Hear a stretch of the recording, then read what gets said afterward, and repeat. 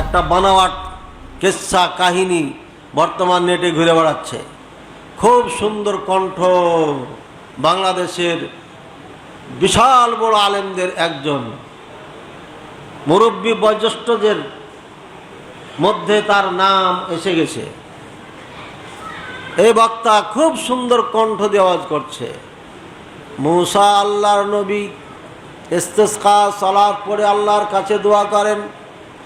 আল্লাহ তাআলা বললেন, হে আমার নবী মূসা, হে আমার খলিল, পানি হবে না, কেননা তোমার এই মজলিসের মধ্যে, এই জনগণের মধ্যে এমন একজন ব্যক্তি আছে যে 40 বছর থেকে আমার সঙ্গে না গাদ্দারি করে, নাফরমানি করে।